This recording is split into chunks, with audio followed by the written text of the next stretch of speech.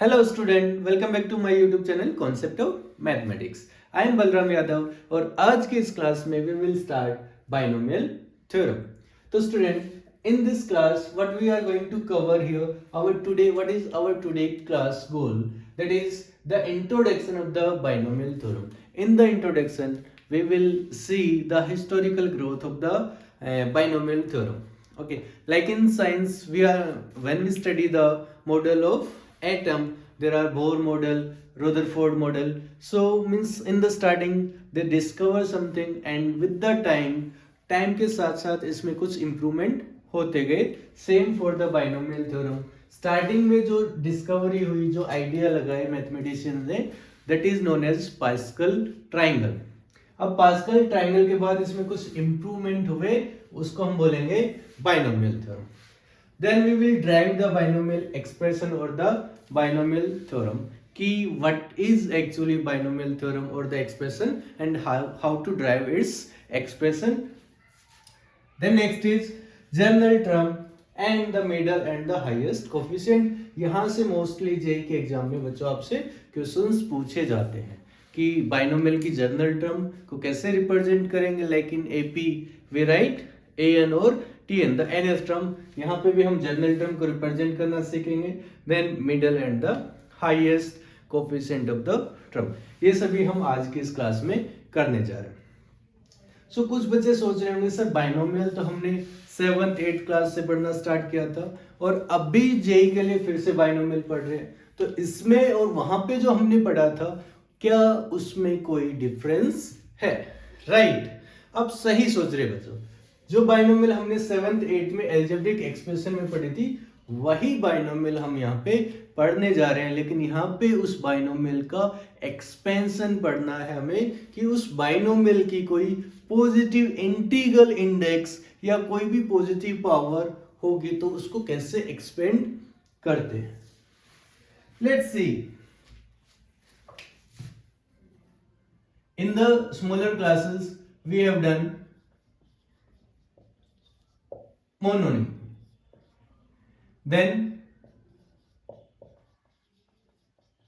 binomial, then trinomial, then we call after this multinomial. Yes student, binomial वो algebraic expression होता है जिसमें क्या होता है, वन टर्म. मोनोमियल वो अलजेब्रिक एक्सप्रेशन होता है जिसमें वन टर्म. बाइनोमियल वो अलजेब्रिक एक्सप्रेशन होता है जिसमें टू टर्म्स होते हैं. ठीक है, हम इनमें और ज्यादा डेप्थ में नहीं जाएंगे. टर्म्स किसको बोलते हैं, अलजेब्रिक एक्सप्रेशन किसको बोलते हैं, आई होप ये सब आपको पता होगा. ट्राइनोमियल जिसमें three term and multinomial the algebraic expression which have three और more than three terms is known as the multinomial. Then आप बोलोगे सर आप हमें इस लेवल पे ये चीजें दोबारा से क्यों बता रहे हो. ठीक है बेटा, ये बेसिक्स है, मैंने जस्ट आपको रिपीट आपका रिवीजन कराया है कि हम जो बाइनोमियल पढ़ने वाले हैं और जो आपको पता था उसमें क्या डिफरेंस होने वाला है. तो let's start student. In the smaller classes we have done like x plus y raised to power 1. So how to write it? Raised to power 1 means we will write simply only one exponent, so we will write x plus 1. But if I increase the exponent by 1, x plus y raised to power 2, so how to expand it? Sir, ये तो हम कर चुके हैं, ये algebraic identity हमें आती है. Yes, very good. So फिर से हम यहाँ पे लिखते हैं कि x plus y का whole square क्या होता है. We will write it x square plus 2xy plus y square. Okay. Then next x plus y whole cube. Sir ये भी हमें आता है. वेरी गुड, आपको आता है. बताइए जरा मेरे साथ. x cube plus 3x square y plus 3xy square plus y. Okay, I hope यहां तक आप सभी को आता होगा.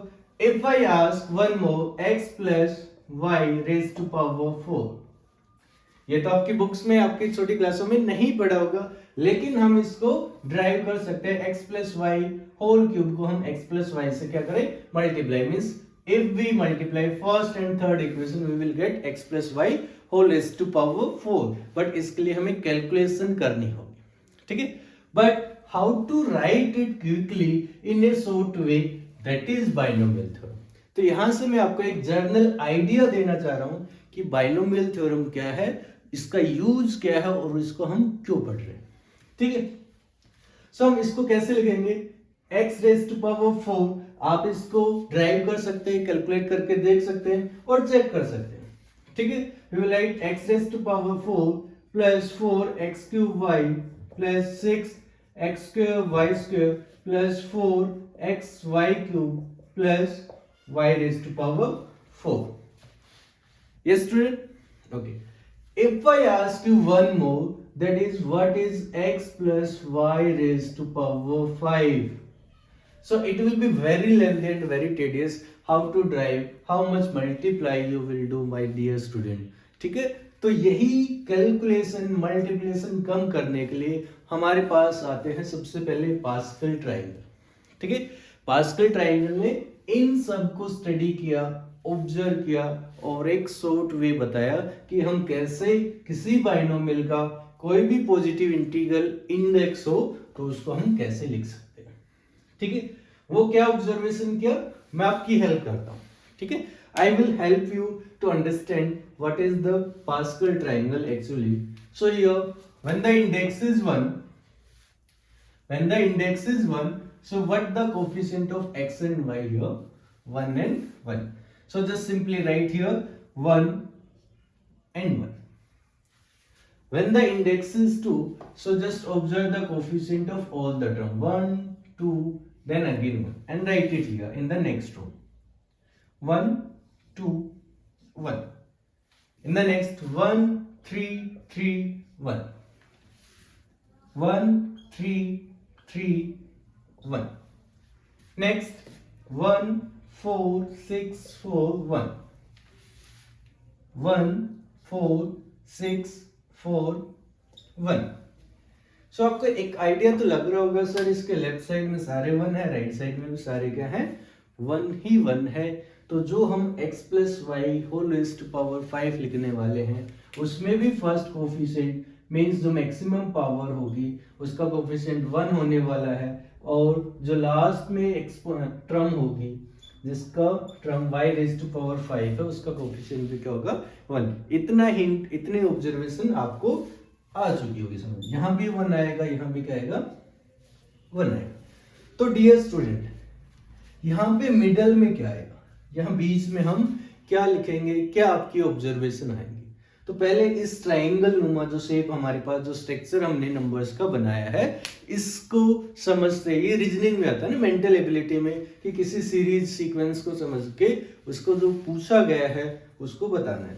तो यहाँ पे हम क्या करेंगे, फर्स्ट नंबर सभी रोज में 1 है, लास्ट नंबर सभी रोज में 1 है.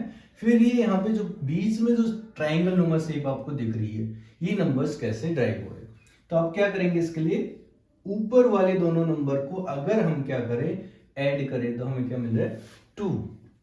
यही प्रोसेस हम आगे कंटिन्यू करें, 1 और 2 को क्या करें ऐड, हमें क्या मिल जाएगा 3. देन 2 एंड 1 को ऐड करें तो भी क्या मिल रहा है 3. आगे जाएंगे 1 और 3 को ऐड किया 4, 3 एंड 3 को ऐड किया 6, 3 एंड 1 को ऐड किया 4. तो डियर स्टूडेंट बताइए यहाँ पे 1 और 4 को ऐड करेंगे तो क्या मिलेगा हमें 5. Very good. 4 और 6 को ऐड करेंगे क्या मिलेगा 10. काफी बच्चों ने तो ये कर भी लिया होगा अभी तक, ठीक है, गुड. 6 एंड 4 को ऐड करेंगे तो हमें क्या मिलेगा 10. 4 एंड 1 को ऐड करेंगे तो क्या मिलेगा 5. Last is 1. तो जो हमारे पास कोफिशिएंट आ चुके हैं 1, 5, 10, 10, 5 एंड 1, ठीक है. और अच्छे से ऑब्जर्व करें तो आप ये बोल सकते हैं सर इसको लेफ्ट से स्टार्ट करें सीक्वेंस को या राइट से स्टार्ट करें. सीक्वेंस क्या आ रही है सेम, लाइक 1, 4, 6, 4, 1. अगर इसको राइट से स्टार्ट करें तो 1, 4, 6, 4, 1. ये अपनी मिडिल टर्म के अराउंड क्या है सिमेट्रिक हमें मिल रही है, ठीक है. अब इसको लिखना होगा, if we need to write x plus y raise to power 5 को अगर हम लिखें तो हमने कोफिशिएंट तो ऑब्जर्व कर लिए डियर स्टूडेंट, लेकिन वेरिएबल्स का क्या, इनको कैसे ऑब्जर्व, कैसे लिखे, कौन से कोफिशिएंट के साथ कौन सा हमें वेरिएबल मिलेगा। तो देखिए डियर स्टूडेंट, यहाँ पे जैसे x plus y raise to power 2 है, सबसे पहली टर्म यहाँ पे x स्क्वायर है, यहाँ पे x क्यूब है, यहाँ पे क्या है 4 है। मीन जितनी यहाँ पे पावर है उतनी ही पावर के साथ जो फर्स्ट वाला वेरिएबल x है वो आ रहा है। यहाँ पावर 3 है, यहाँ पे 3 आ गया, यहाँ पावर 4 है, यहाँ पे x की पावर क्या आ गया 4 आ गया। उससे नेक्स्ट कोफिशिएंट हम समझ चुके हैं, फिर क्या है, जो x लिखा है इसकी एक पावर हमने क्या की डिक्रीज की, सेकंड वाले वेरिएबल की पावर एक हमने यहाँ पे लिखी। नेक्स्ट में इसकी पावर एक और डिक्रीज करेंगे x की, तो यहाँ पे x की पावर 1 है, नेक्स्ट टर्म में क्या हो जाएगा 0, तो ये x गायब हो गया और y की पावर एक इंक्रीज हो गई, क्या बन गया y स्क्वायर। सेम यहाँ पे डियर स्टूडेंट x क्यूब है, तो बताइए नेक्स्ट टर्म में क्या होगा, गुड, एक पावर कम होगी तो क्या आ गया x स्क्वायर, और y की एक पावर क्या होगी इंक्रीज, यहाँ y नहीं था तो यहाँ पे क्या आ गया y की power 1, very good. So in the same way next term यहाँ स्क्वायर है, यहाँ एक पावर कम x रेज़ टू पावर 1 है, इसकी एक पावर इंक्रीज हुई y की, y square then y cube. तो चलिए ट्राई करते हैं x plus y raise to power 5 को लिखने का। तो फर्स्ट कोफिशिएंट हमारा 1 और यहाँ पे टर्म क्या आएगी x raise to power 5, then next coefficient is 5, फिर हमें x की एक पावर डिक्रीज करनी means x raise to power 4 और y की टर्म को इंट्रोड्यूस करना है।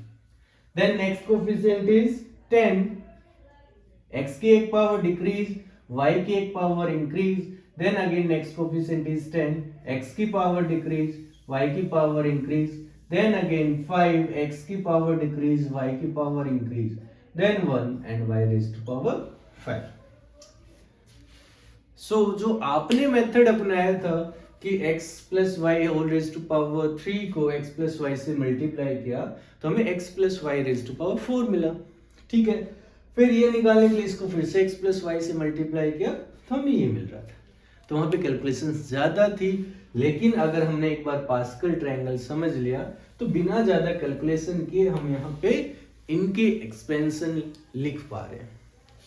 तो देखिए डियर स्टूडेंट, यहाँ ब्रैकेट के अंदर हमारे पास बाइनोमियल है, तो जरूरी नहीं यहाँ पे हमेशा x प्लस वाई ही हो, यहाँ पे 2x माइनस 3y हो सकता है, 7x माइनस 4y हो सकता है, या 1 प्लस 2y हो सकता है, 4 माइनस 7y हो सकता है। मीन्स ये वेरिएबल्स हैं, ये पोजीशन है, यहाँ पे कोई भी नंबर कोई भी वेरिएबल हो सकता है, बीच में प्लस या माइनस, इसलिए बाइनोमियल है। और अभी जो हम पढ़ेंगे इस क्लास में वो सिर्फ पढ़ेंगे पॉजिटिव इंटीग्रल पावर्स के बारे में। ये अप्लाई आगे जाके फॉर एनी इंडेक्स, चाहे नेगेटिव हो फ्रैक्शन में हो, कोई भी रैशनल इंडेक्स के लिए अप्लाई या एक्सपेंड हम इसको कर सकते हैं, ठीक है। आई होप यहां तक आप सभी को क्लियर होगा, ठीक है। अब इसका एक छोटा सा ड्रॉबैक है, जो हमारे पास पास्कल ट्रायंगल है जो हमने ये बनाई, इसका छोटा सा ड्रॉबैक ये है, अगर मैं आपसे ये पूछूं what is the expansion of x plus y raise to power 10 और x plus y raise to power 20, 100, 50, अगर रैंडम आपसे कोई भी एक बिगर एक्सपोनेंट दिया गया तो आपको उसको एक्सपेंड करने के लिए स्टार्टिंग तो यहां से करनी होगी, ये सारे रो बनानी होगी। अगर पावर 20 है तो आपको 20th रो तक जाना होगा। तो ये ट्रायंगल अपने आप में एक बहुत बड़ी कैलकुलेशन हो जाएगी उस एक्सपेंशन को करने के लिए, ठीक है। तो अब पास्कल ट्रायंगल का ये ड्रॉबैक देखते हुए इसमें इंप्रूवमेंट हुआ और फिर हमारे पास आई बाइनोमियल थ्योरम। और बाइनोमियल थ्योरम हमें बताएगी कि बिना कोई प्रीवियस कैलकुलेशन के डायरेक्ट, चाहे हमें x प्लस वाई की पावर 100 पूछा जाए, 1000 पूछा जाए, हम कोई भी ज्यादा कैलकुलेशन नहीं करेंगे और डायरेक्ट उसका एक्सपेंशन लिखेंगे। है ना बच्चों, इंटरेस्टिंग आ रहा है, मजा समझ में आ रहा है ना क्यों पढ़ रहे हैं, इसकी इंपॉर्टेंस क्या है और इसको पढ़ने से हमारे कितने काम इजी हो रहे हैं। गुड, आपको छोटी क्लासों में काफी बच्चे तो यहाँ तक ही स्ट्रगल हुए सर, हम स्क्वायर और क्यूब में ही बहुत स्ट्रगल हुआ है और अब हम इतनी बड़ी बड़ी एक्सपोनेंट्स को यहाँ पे पढ़ने वाले, ठीक है। अब हम स्टार्ट करते हैं एक्चुअल में बाइनोमियल एक्सपेंशन का डेरिवेशन, कि how to drive binomial expansion. हमें एक चीज समझ में आ गई, पास्कल ट्रायंगल की हेल्प से हम इसका इन्फ्रेंस कर सकते हैं, गैस कर सकते हैं कि आगे वाली टर्म्स कैसे हम लिखी जाएंगी। ठीक है, अब एक्चुअल में बाइनोमियल एक्सपेंशन का हम यहाँ पे डेरिवेशन करेंगे। For that if I multiply x plus a with x plus b, ठीक है, सेम प्रोसेस हम यहाँ पे करने वाले हैं। तो x plus a into x plus b किसके इक्वल होगा dear student? X square plus a plus b into x plus a b, right. ऐसे if I ask what it will be, x plus a x plus b into x plus c, so dear student it will be x cube plus a plus b plus c into x square plus ab plus bc plus ca into x and plus abc. You can try to open all these brackets, you will get definitely this one only. Okay, आप इसको करके देख सकते हैं कि ये वाला derivation हमने यहाँ पे कैसे किया। तो मैं आपको एक बार ये थोड़ा सा यहाँ पे आपको एक्सप्लेन कर देता हूँ। हमारे पास ये दो ब्रैकेट्स है, इनकी मल्टीप्लाई करनी। तो फर्स्ट टर्म हमने क्या लिखी है कि हमने दोनों यहाँ से, so for better understanding what I am taking here, x को मैं यहाँ पे वेरिएबल से आपको ट्रीट करेंगे। मैं बार बार यहाँ पे बोलूंगा ये वेरिएबल है, and a b c and d को हम यहाँ पे कांस्टेंट मान के यहाँ पे इनको रेफर करेंगे ताकि अच्छे से आपको समझ में आ सके। तो इनकी मल्टीप्लाई होगी। तो फर्स्ट टर्म के लिए मैंने फर्स्ट ब्रैकेट सेकंड ब्रैकेट से दोनों से x को लिया, x स्क्वायर आ गया। ठीक है, फिर मैं क्या कर सकता हूँ, एक ब्रैकेट से x दूसरे से कांस्टेंट, वो हो गया, means x into p x b. फिर हम क्या कर सकते हैं, सेकंड वाले से वेरिएबल फर्स्ट वाले से कांस्टेंट, वो हो जाएगा ax। तो यहाँ पे देखो ax प्लस bx हमने कंबाइन लिखा हुआ है। ठीक है, ये चॉइसेस थी हमारे पास। उसके बाद हम क्या कर सकते हैं, देखो हमने क्या किया, पहले दोनों ब्रैकेट से वेरिएबल लिया, एक्स स्क्वायर आ गया, फिर एक ब्रैकेट से वेरिएबल एक से कांस्टेंट, फिर दूसरे से वेरिएबल पहले से कांस्टेंट, तो ये वाली मिडिल टर्म आ गई। फिर हमने क्या किया, एक ही चॉइस है कि दोनों ही ब्रैकेट से हम पहले कांस्टेंट टर्म्स ले। नेक्स्ट में भी सेट ऐसे ही किया, तीन ब्रैकेट है हमारे पास, तो हम क्या करेंगे, पहले तीनों से वेरिएबल लेंगे तो एक्स क्यूब आ जाएगा। फिर क्या करेंगे, दो से, किन्हीं दो से वेरिएबल और थर्ड से कांस्टेंट, तो क्या आएगा, दो से वेरिएबल एक्स स्क्वायर, थर्ड से कांस्टेंट मीन सी आएगा, सी एक्स स्क्वायर। देखो यहाँ पे सी एक्स स्क्वायर लिखा हुआ। फिर वो दो वेरिएबल हम जरूरी नहीं इन्हीं दो से ले, फर्स्ट और थर्ड से ले सकते हैं। एक्स स्क्वायर यहाँ से आ जाएगा, इनटू में बी, बी एक्स स्क्वायर, या फिर लास्ट दो से वेरिएबल फर्स्ट से कांस्टेंट ए एक्स स्क्वायर, ये यहाँ पे लिखा हुआ है। फिर उसके बाद क्या हो सकता है, एक ब्रैकेट से वेरिएबल दो से कांस्टेंट, तो दो से constant a b into x, b c into x, c a into x. Last option है कि तीनों ही ब्रैकेट से हम क्या ले, कांस्टेंट ले, तो हमें क्या मिल जाएगा, ए बी सी।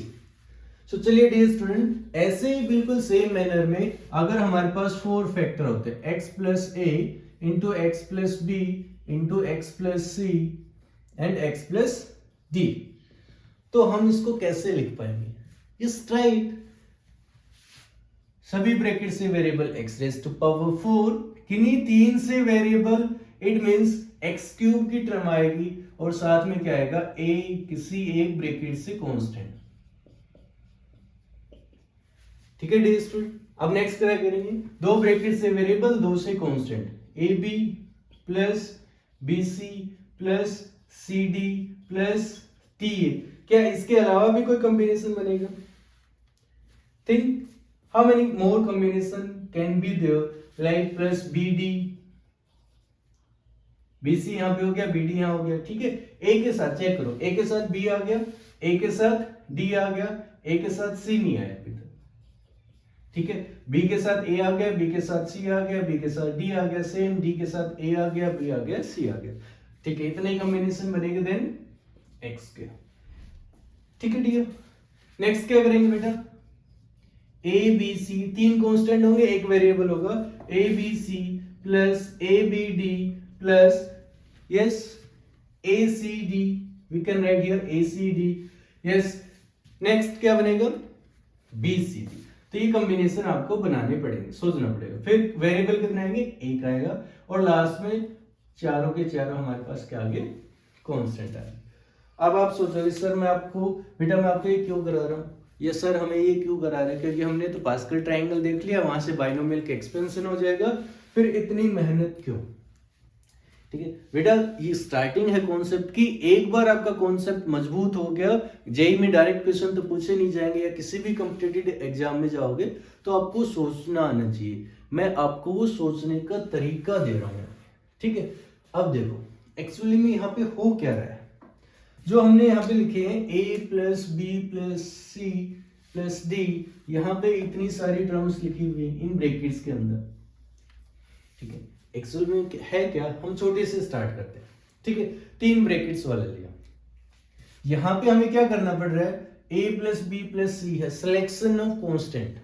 हम कहां से स्टार्ट करेंगे, सिलेक्शन ऑफ कांस्टेंट। टोटल कितने कांस्टेंट थे यहाँ पे, 3 कांस्टेंट है। पहले वाले ब्रैकेट के लिए कितना कांस्टेंट सिलेक्ट करना है, एक कांस्टेंट, ठीक है। यही था ना, 2 वेरिएबल थे, एक कांस्टेंट, तो 3 कांस्टेंट में से एक को सिलेक्ट करना है। इस सिलेक्शन को आप पढ़ चुके हो बेटा, हम क्या बोलते हैं, कॉम्बिनेशन, ठीक है। तो यहाँ पे जितनी टर्म आएंगी, 3 कांस्टेंट में से एक को सिलेक्शन करने के कितने तरीके होते हैं, 3C1, राइट, ओके। यहाँ पे हम कितने सिलेक्ट कर रहे हैं, एक वेरिएबल हो गया, 2 कांस्टेंट को सिलेक्ट कर रहे हैं, कितने कांस्टेंट में से, 3 में से, तो 3 कांस्टेंट में से 2 को सिलेक्ट करने के कितने तरीके हैं, 3C2, वेरी गुड। और यहाँ पे 3 वेरिएबल, तीनों के तीनों सिलेक्ट करने हैं, 3C3। और फर्स्ट टर्म में 3 कांस्टेंट है हमारे पास, सेलेक्ट कितने किए हमने, 0, 3C0। ऐसे ही यहाँ पे देखो कांस्टेंट कितने, 0, कितने थे टोटल, 4 में से कितने सिलेक्ट करने, 0, ठीक है। 4 में से कितने सिलेक्ट किए, 1, ये हो जाएगा 4C1। 4 में से कितने के पेयर सिलेक्ट किए, 2 के पेयर है, ठीक है। तो इनको सेलेक्ट करने के कितने तरीके हो सकते हैं हमारे पास, 4C2। सेम यहाँ पे बेटा हम इसको कितने तरीके से सिलेक्ट कर सकते हैं, 4C3, एंड इसको कितने तरीके से सिलेक्ट कर सकते हैं, 4C4। आप ये पढ़ चुके हैं सिलेक्शन का कि गिवन n ऑब्जेक्ट में से r को सिलेक्ट करने के टोटल तरीके होते हैं NCR, ठीक है। उसी पे बेस हमने यहाँ पे लिखा है। नाउ व्हाट इफ, हमने ये यहाँ पे समझ में आया कितनी टर्म्स आएंगे। What if I put a is equals to b is equals to c is equals to d, इन सभी को हम क्या करें, इक्वल करें, तो हमारे पास ये जो लेफ्ट साइड में है, हम 4 वाले के साथ स्टार्ट करते हैं। What it will be x plus a into x plus a into x plus a into x plus a, x plus a raise to power 4। And right hand side में क्या बनेगा, x raise to power 4 as it is है, plus यहाँ पे कितना बनेगा, a plus a plus a plus a, क्या हो जाएगा ये 4a, इसको मैं ऐसे लिख देता हूँ, ठीक है। यहाँ पे a square a square a square a square कितना हो जाएगा, 6a स्क्वायर। यहाँ पे कितनी टर्म्स है ये, 4, a इंटू a क्यूब बनेगा, सो मैं इसको लिख रहा हूँ x a क्यूब, और लास्ट वाला क्या बनेगा हमारे पास, a रेज टू पावर 4। तो ऐसा हमने एक्सपेंशन जस्ट अभी देखा था, x plus y raise to power 4, जिसके कोफिशिएंट थे 1 4 6 4 1, कोफिशिएंट यहाँ पे भी वही बने हैं, ठीक है। फिर x की पावर 4 है, एक कम हुई, एक ही इंक्रीज हुई, x की कम एक ही इंक्रीज हुई, ठीक है। और थोड़ा सा हमें ऑब्जर्वेशन क्या करेंगे बेटा यहाँ पे, कि यहाँ पे पावर 4 है देखो, ठीक है। तो इसकी भी डिग्री 4 है, यहाँ पे कंबाइंड डिग्री 3 1 4 होगी, 2 2 4 होगी, 1 3 4 एंड देन 4। जितनी एक्सपोनेंट यहाँ पे है, सभी टर्म्स की इंडिविजुअल डिग्री भी उतनी ही होगी। यहाँ पे डिग्री 4 है, नंबर ऑफ टर्म्स कितने, 1 2 3 4 5, 4 टर्म्स है तो 4 पावर है तो 5 टर्म्स है हमारे पास, जो नंबर ऑफ टर्म्स है वो एक ज्यादा आ रही है, ठीक है।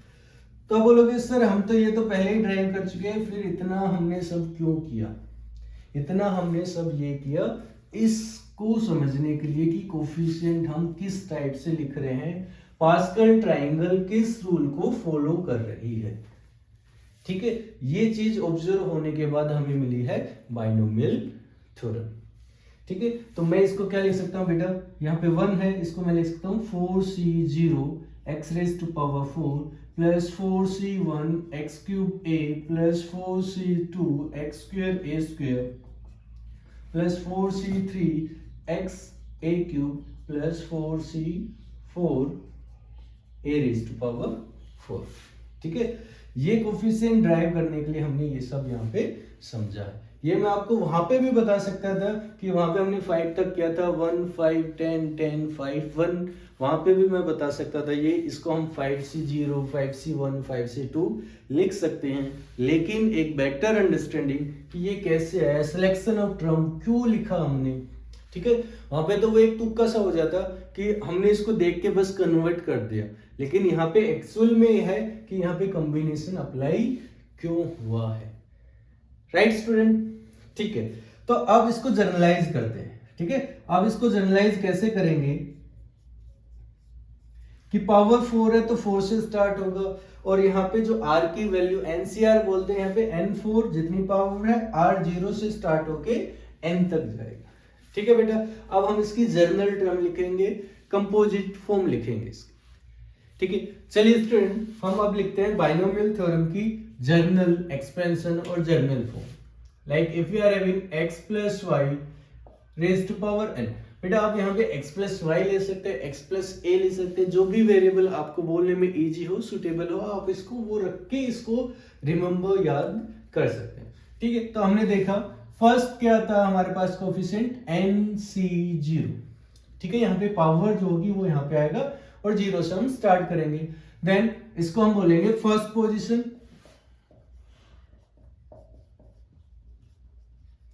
ये बेटा क्या होती है सेकंड पोजीशन।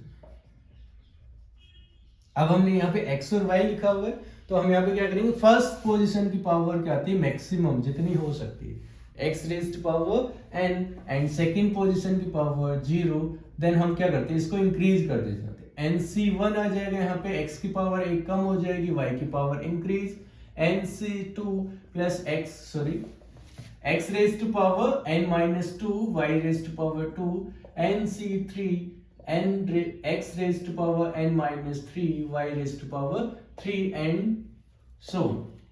ठीक है, ऐसे आएगा NCR x raised to power n minus r, y raised to power r plus so on, NCN x raised to power 0, y raised to power n। ये हमारे पास है बाइनोमियल एक्सपेंशन। ऐसे यहाँ पे कोई भी पॉजिटिव इंटीग्रल पावर हो, इस टाइप से हम ये एक्सपेंशन करेंगे। तो याद रखने का तरीका, यहां से n से स्टार्ट करना है, नीचे 0 आएगा सब्सक्रिप्ट, देन ये नीचे वाला सब्सक्रिप्ट इंक्रीज होते जाएगा टू n, ऊपर वाला n रहेगा।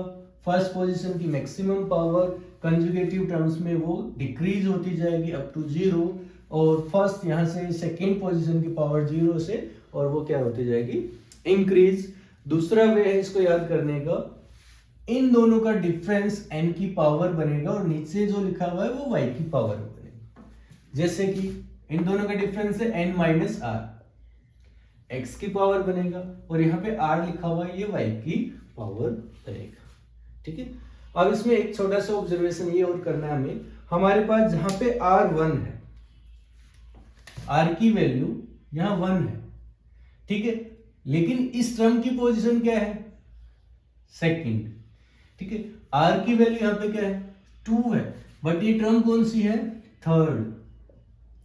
ऐसे यहाँ पे r लिखा हुआ है, it means this is r plus 1th term, this is r plus 1th term, और यहाँ पे ये n लिखा हुआ है last term, means this is n plus 1th term. जैसे हम डिस्कस कर चुके हैं, पावर n होगी तो टोटल n प्लस 1 टर्म वहां पे होने वाली है। तो इसकी जर्नल टर्म हम कैसे लिखेंगे, लाइक एपी में हम लिखते थे an और tn, यहाँ पे हम क्या लिखेंगे tr प्लस 1। ठीक है, इज इक्वल्स टू, यहाँ पे क्या आना चाहिए, जो ये नंबर होता है। ठीक है, ये क्या बता रहा है यहाँ पे कौन सी टर्म है, उसकी सीक्वेंस क्या है। ये r की वैल्यू नहीं, r तो सिर्फ यहाँ पे क्या है दिस वन। तो हम क्या लिखेंगे इसका coefficient NCR x raise to power दोनों का difference n minus r, y raise to power r, this is general term, और r प्लस 1th टर्म जो टर्म है वहां उसकी r की वैल्यू यहाँ एक कम लिखनी है, उसके बजाय हमने यहाँ पे r प्लस 1 ही लिख दिया। ठीक है, यहाँ r माइनस 1 लिखते ये चेंज होता है, और यहाँ पे भी r माइनस 1 आता वो ज़्यादा कॉम्प्लिकेटेड होता, तो बेटर ये है यहाँ पे हम r प्लस 1 लिखे। So this is the general term of the binomial expansion और बाइनोमियल थ्योरम। इसका एक और स्पेशल पर्टिकुलर रिजल्ट आता है, व्हाट इफ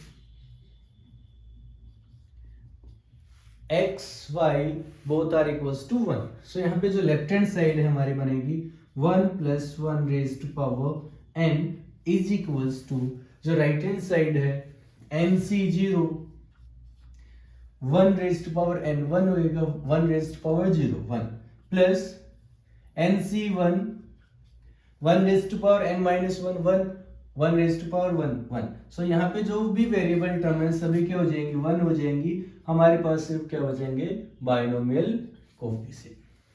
ठीक है बेटा, ये क्या हो जाएगा 2 raise to power n nc0 plus nc1 plus nc2 up to ncn। So this is the sum of all the binomial coefficient that is equals to 2 raised to power n। जो हमने permutation combination की class में सीखा है कि सभी binomial coefficient का सम 2 raised to power n होता है, ये उसका प्रूफ है। And this value is 1, so it will transpose in the left hand side, it will be 2 raised to power n minus 1 is equals to, right hand side में क्या बचेगा, ये term left side में जा चुकी nc1 plus nc2 plus nc3। so this is what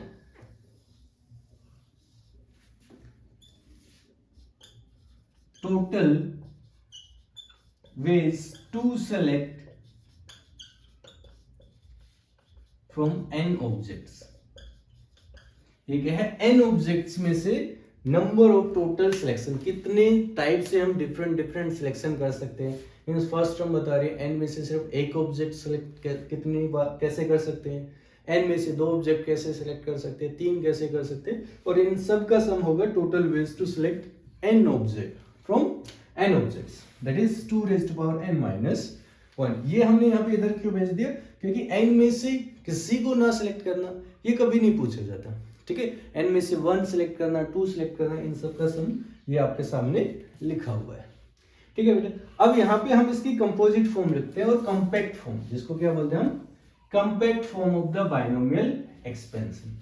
ठीक है, that is x plus y raise to power n is equals to, यहाँ पे हम इस समेशन सिंबल का यूज करते हैं। ठीक है, तो इन सभी कोफिशिएंट्स में आप देख रहे हो यहाँ पे वेरिएबल कौन है, r है, तो यहाँ पे हम वेरिएबल रखेंगे r from 0 to n and the general term हम यहाँ पे लिख देंगे ncr x raise to power n minus r y raise to power r। This is the compact form of the binomial expansion. तो ये बहुत कम होता है कि यहां से ये पूछा है। ठीक है, ऐसे क्वेश्चन आते हैं कि कॉम्पैक्ट फॉर्म को पहचान के हमें ये पता लगाना है बाइनोमियल एक्सपेंशन है, या ऐसा कुछ लिखा हुआ है उससे कॉम्पैक्ट फॉर्म बना के हमें ये समझना है कि वो बाइनोमियल एक्सपेंशन है। तो इसके बेस पे हम अभी क्वेश्चंस करेंगे। पहले सिंपल से स्टार्ट करते हैं, फिर धीरे धीरे क्वेश्चंस की डिफिकल्टी लेवल हम इंक्रीज करते जाएंगे। ठीक है बेटा, लेते हैं एक इजी सा question, find the expansion of, आप सभी सोल्व करेंगे इसको अपनी नोटबुक में, find the expansion of a minus 3y raised to power 7।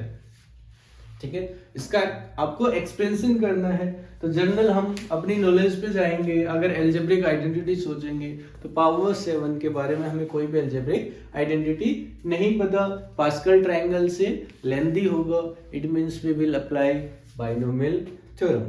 So let's see, this is first position, this is second position and this is power 7 here।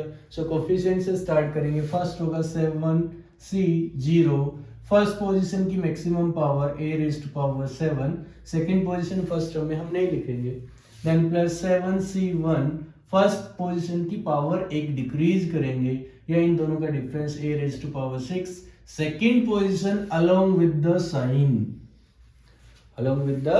Sign हम यहाँ पे लिखेंगे -3y raise to power 1 plus 7c2 a raise to power 5 -3y raise to power 2 plus 7c 3a raised to power 4 minus 3y raised to power 3 plus 7c 4a raised to power 3 minus 3y raised to power 4 plus 7c 5 a raised to power 5 minus 3y raised to power a raised to power 2। ये आपको ध्यान रखना है, ऐसी छोटी छोटी बातों का। Minus 3y raised to power 5 plus 7c 6 a raised to power 1 minus 3y raised to power 6, last is 7c 7 minus 3y raised to power 7। So this is the binomial expansion. You can count 1 2 3 4 5 6 7 8, जितनी power है उससे एक term ज्यादा आपकी होनी चाहिए। सभी terms की कंबाइंड पावर 6 1 7 5 2 7 4 3 7 3 4 7 2 5 7 1 6 7 7, सभी टर्म्स की पावर 7 के इक्वल होनी चाहिए। ये बात आपको समझ में आ रही? ओके, आप इन कोफिशिएंट को सिंप्लीफाई करके आप खुद से लिख सकते हैं। ठीक है, तो चलिए अभी देखते हैं कुछ इंपॉर्टेंट रिजल्ट जिसके बेस पे हमसे क्वेश्चन पूछे जाते हैं।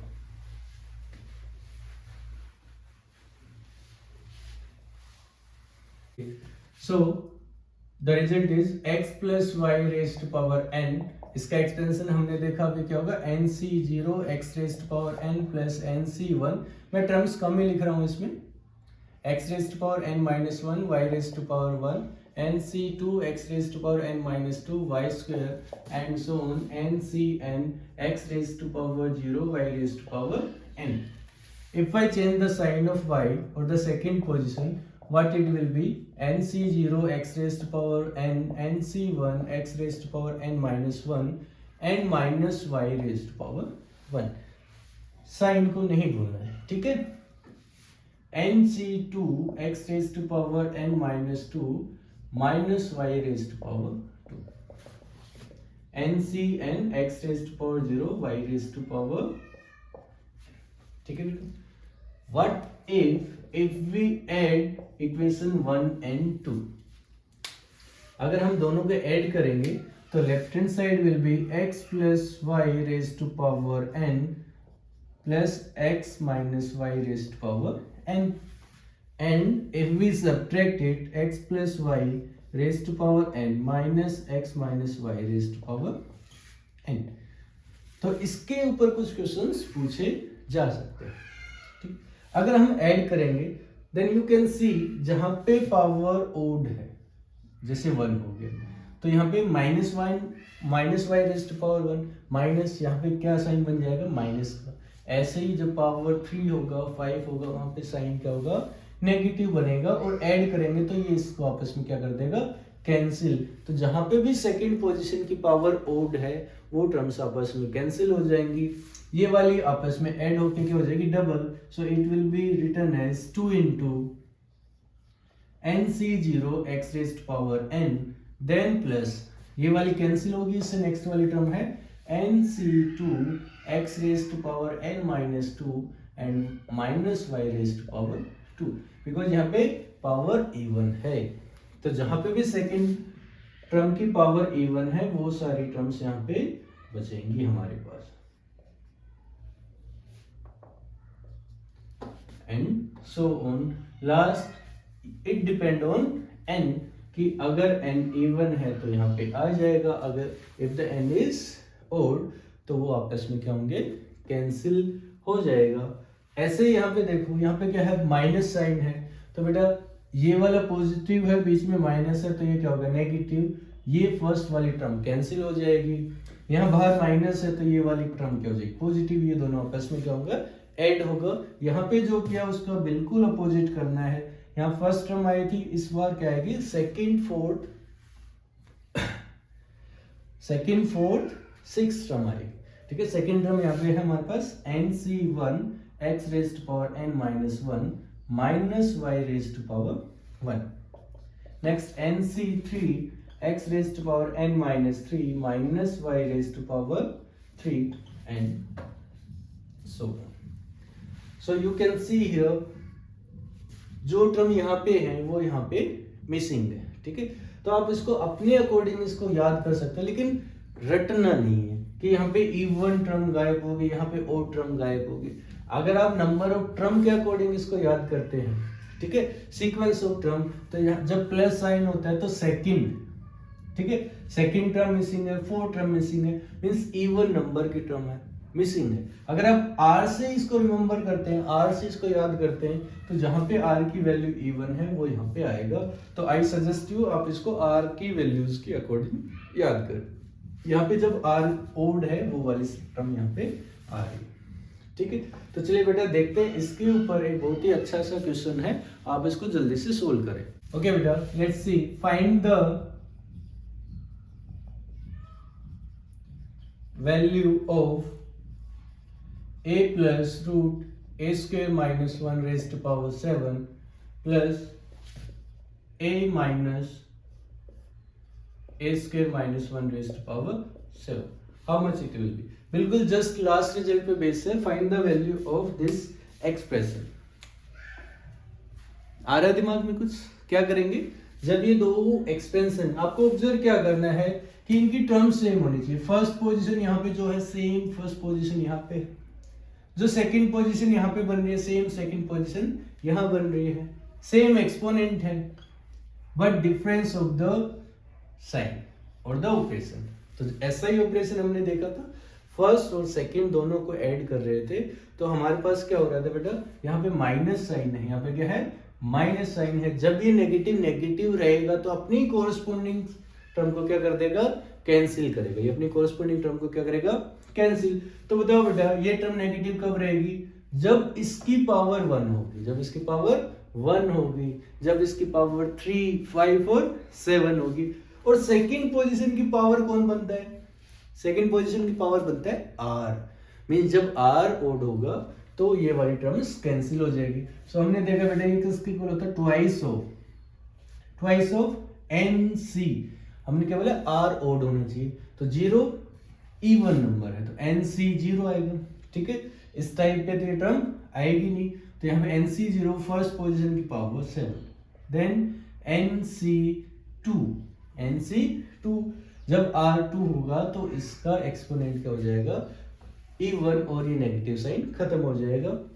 तो यहाँ पे क्या आएगा हमारे पास, a raise to power n minus 2, और यहाँ पे हमारे पास n के प्लेस पे हम क्या रखेंगे, 7। यहाँ पे n हमारा क्या है, 7, ये हो जाएगा 7 माइनस 2 5। सेकेंड पोजीशन है हमारे पास रूट a स्क्वायर माइनस 1, इसकी पावर होगी 2।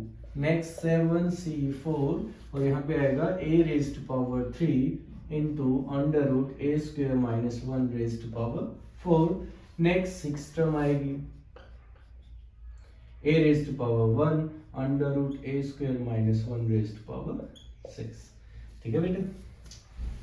इसको सिंप्लीफाई करेंगे तो हमारे पास क्या हो जाएगा, 2 इंटू 7c0 होता है 1, a raise to power 7 plus 7c2 क्या होगा, आप इसको सिंप्लीफाई कर सकते हैं, 7 into 6 divided by 2 into a raise to power 5, इसका स्क्वायर होगा तो रूट कैंसिल हो जाएगा, then plus 7 into 6 into 5 into 4, 4 into 3 into 2 a cube, यहाँ पे रूट कैंसिल और क्या बचेगा, square. This will B 7c6 किसके इक्वल होगा, 7c1 के इक्वल होगा, एंड 7c1 क्या होता है, 7। यहाँ पे रूट कैंसिल होकर हमारे पास क्या बचेगा, 2 बचेगा। आप इसको आगे फर्दर सिंप्लीफाई कर सकते हैं। आई होप आपको समझ में आ रहा होगा। क्लास अच्छी लग रही है तो वीडियो को लाइक कीजिए, चैनल को सब्सक्राइब कीजिए। अभी हम देखते हैं और भी अच्छे क्वेश्चन, ठीक है। अब इस वीडियो को ज्यादा लंबा नहीं करते हुए हम यहाँ पे 2 और अच्छे अच्छे क्वेश्चंस पूछते हैं, ठीक है बेटा। इस टाइप के जरूरी नहीं कि हमारे डायरेक्ट एग्जाम में जो भी चीज हम पढ़े वो कंपलसरी नहीं होता कि वो एग्जाम में पूछी ही जाए। जो भी चीज पढ़ रहे हैं वो हम अपना बेस बना के, ताकि एग्जाम में जिस लेवल के क्वेश्चन हमसे पूछे जाएंगे वो हम सोल्व कर पाए। तो अब हम एग्जाम के लेवल की तरफ बढ़ रहे हैं। ओके स्टूडेंट, तो आप देख सकते हैं यहाँ पे हमारे पास 2 क्वेश्चंस हैं, ठीक है। तो first question is find the fifth term of this binomial expansion, ठीक है। तो इस जब इसको एक्सपेंड करेंगे तो उसमें जो फिफ्थ टर्म होगी वो हमें बतानी। तो first way is you can expand this expression completely, फिर उसमें आप फाइंड आउट करो कि फिफ्थ टर्म क्या होगी। ठीक है बेटा, अगर हमें ऐसा आता है तो जरूरी नहीं कि हम ऐसा करें ही। ठीक है, हमसे सिर्फ फिफ्थ टर्म पूछी गई है तो हमें ये पूरा एक्सपेंड क्यों करना है। तो देखो बेटा, fifth term is T5। Okay, T5, और हमने इसको कैसे याद किया था जनरल टर्म को, हम इसको ब्रेक करके लिखेंगे 4 + 1 mean this is R, this is R। ठीक है, तो जनरल टर्म में R के प्लेस में हम 4 रखेंगे ना कि 5। तो बच्चों यहाँ पे ध्यान रखना, R के प्लेस पे अगर फिफ्थ टर्म पूछी गई है तो 5 नहीं रखना। हमें पता है जो R की वैल्यू होती है उससे वो टर्म एक ज्यादा होती। तो T4 + 1 क्या होगा हमारे पास, n की वैल्यू है हमारे पास 7, 7C4। फर्स्ट पोजीशन हमारे पास क्या है, a रेज़ टू पावर, इन दोनों का डिफरेंस होता है 7 - 4 कितना होगा 3। देन सेकंड पोजीशन हमारे पास है 2x³ और इसकी पावर क्या होती है जो r होता है। करेक्ट बेटा, आप इसको फर्दर सिंप्लीफाई कर लेना। सेकेंड क्वेश्चन इज, ये अच्छा क्वेश्चन है, find the coefficient of x raise to power 16 in the expansion. देखो फर्स्ट और सेकंड में डिफरेंस क्या है, वहां पे हमसे फिफ्थ टर्म पूछी गई थी। ठीक है, हमने वहां पे r की वैल्यू निकाल ली और डायरेक्ट यहाँ पे एक्सपेंशन में वो वाली टर्म निकाल दी। तो हमें पता था कौन सी टर्म निकालनी है। यहाँ पे डिफरेंस हमसे पूछा गया x रेज़ टू पावर 16। तो पहले हमें ये चेक करना होगा कि x की पावर 16 किस टर्म में बनेगा, और फिर उस टर्म का हम क्या निकालेंगे बेटा, कोफिशिएंट। ठीक है, तो इसको कैसे चेक करेंगे, हम सबसे पहले इसकी क्या लिखेंगे, जनरल टर्म। इसकी क्या लिखेंगे, जनरल टर्म। ठीक है, जनरल टर्म NCR वाली। तो n हमारे पास है 10CR, r की वैल्यू हमें नहीं पता बेटा, तो r को हम एज r ही रखेंगे यहाँ पे। ठीक है, फिर यहाँ पे क्या आता है, फर्स्ट पोजीशन हमारे पास है x² की पावर होती है 10 - r। सेकेंड पोजीशन बेटा हमारे पास -2x रेज़ टू पावर, इसका क्या आएगा, r आएगा। तो हमें x को कंबाइन करना है, सो it will be 10CR।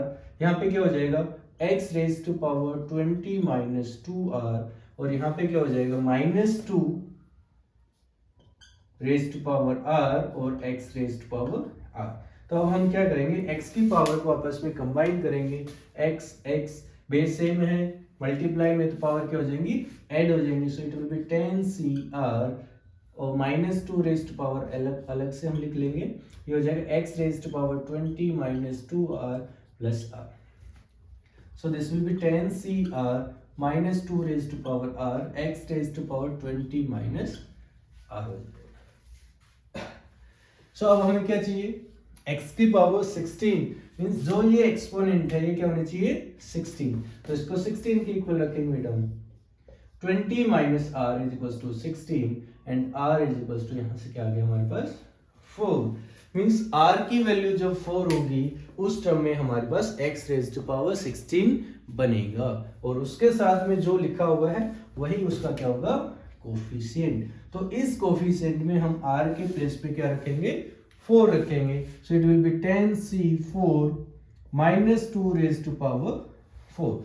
So this will be the answer. इसको हम क्या करेंगे, सिंप्लीफाई करेंगे, ये हमारे पास हो जाएगा x रेज़ टू पावर 16 का कोफिशिएंट। इसमें एक और इंपॉर्टेंट चीज आती है बेटा, अभी हमसे क्या पूछा गया, कोफिशिएंट इफ हमसे पूछा जाए बाइनोमियल कोफिशिएंट, हमसे पूछा जाए बाइनोमियल कोफिशिएंट, तो ये वाला आंसर नहीं होगा, ये तो उसका कंप्लीट कोफिशिएंट है उस टर्म का। बाइनोमियल कोफिशिएंट होगा हमारे पास 10C4। सो ये याद रखना है आपको, सिर्फ बाइनोमियल कोफिशिएंट पूछा जाए तो 10C4, अगर कोफिशिएंट पूछा जाए तो ये कंप्लीट नंबर होगा। सो उम्मीद करता हूं आपको ये आज का कॉन्सेप्ट समझ में आया होगा, सारे क्वेश्चंस आपको सोल्व कर पा रहे हो। तो बेटा इसके बेस पे जो भी क्वेश्चंस हैं आपको डीपीपी में मिले या आपके पास जो भी बुक आप फॉलो कर रहे हैं वहां से सोल्व करने का ट्राई करिए। इससे आगे फिर हम और भी अच्छे अच्छे क्वेश्चंस नेक्स्ट वीडियो में देखेंगे। Thank you so much.